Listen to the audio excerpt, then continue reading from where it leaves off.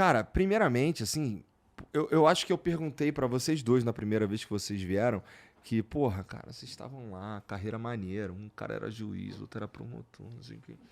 Porra, e virar político, cara.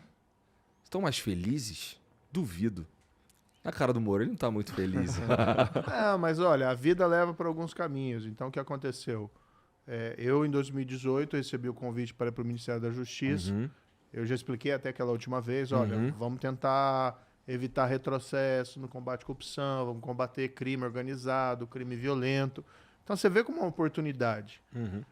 Depois aconteceu aquilo tudo, e o caminho que eu encontrei hoje foi entrar na política para levantar a bandeira de novo do combate à corrupção, da integridade na política, aquela ideia, a política tem que sempre melhorar a vida das pessoas.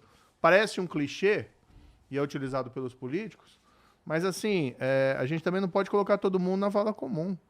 Né? Tem gente boa também na política, tem gente que entra na política para perseguir os seus ideais. Eu tenho certeza que é uma situação similar à do Deltan. Igor, sabe que o pessoal me pergunta se eu estou animado. E eu respondo, não estou animado, eu estou determinado. Porque a minha decisão foi guiada para o propósito. Eu tomei essa decisão que foi a decisão mais difícil da minha vida no final do ano passado.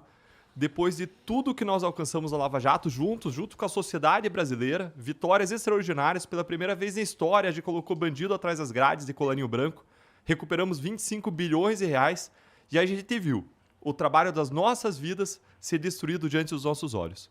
Depois de tudo isso, eu passei por uma reflexão que foi muito baseada numa parábola que Jesus contou. Posso contar, resumir ela aqui? Vai lá. Foi a parábola dos talentos.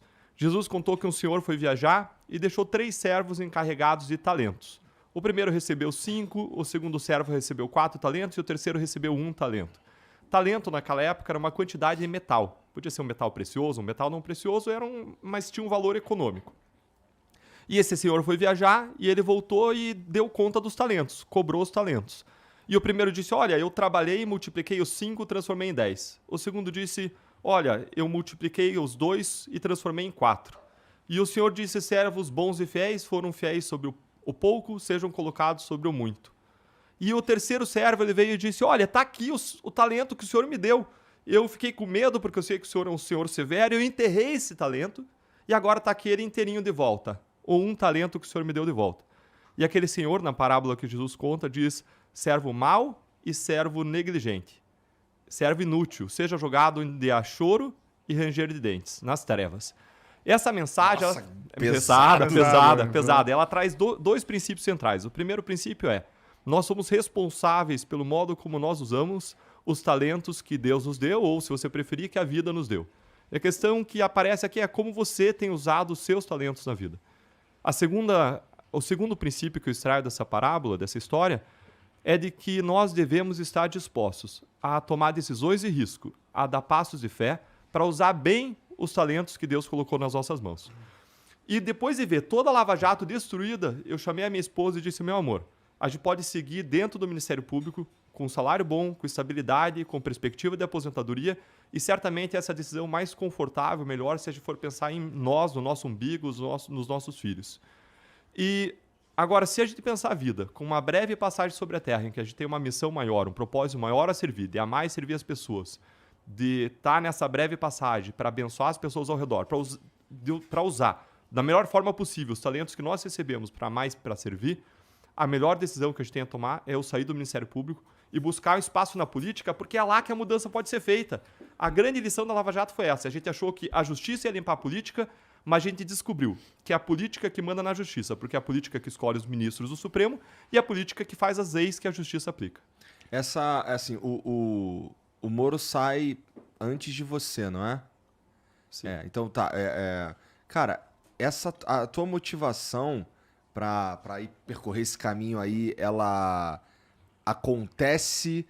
Assim, minha pergunta, na verdade, é a seguinte. O processo todo da Lava Jato e tudo mais, naquele momento, tu não estava pensando em ser político ou já estava pensando em ir para política?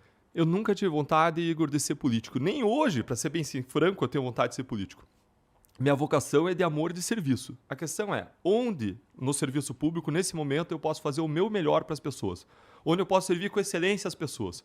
por muito tempo foi no Ministério Público e a gente alcançou resultados inéditos. Só que chegou um momento em que eles não só destruíram o resultado do nosso trabalho, não só destruíram as condenações, mas eles passaram a tirar das nossas mãos os instrumentos de trabalho que a gente tinha para trabalhar.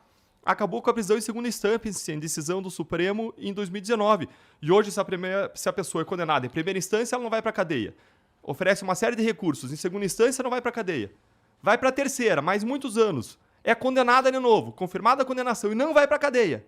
Mais muitos anos, é confirmada a condenação numa quarta instância e a pessoa também não vai para a cadeia porque demorou tanto que acontece a prescrição, que é o cancelamento do crime porque demorou muito tempo o processo na justiça. E mais, o Congresso Nacional derrubou um outro instrumento. Assim, É que eu acho assim, você tem que entender o seguinte, a gente fez a nossa parte. Eu era juiz, ele era promotor, a gente aplicou a lei, muita gente poderosa pela primeira vez nesse país foi presa. O pessoal inventa lá, foi perseguição do PT. Não foi perseguição do PT. Teve gente de vários partidos, PP, teve do próprio Eduardo Cunha, do PMDB, teve também gente do PT, mas porque era o governo federal, a administração pública federal, daqueles governos que estava contaminada. Quando foi investigar governos estaduais, como por exemplo lá no Rio de Janeiro, também teve resultados, como o Sérgio Cabral. Agora, a gente fez a nossa parte, só que a gente esperava que o sistema político, diante daqueles escândalos de corrupção, ele iria fazer a parte dele.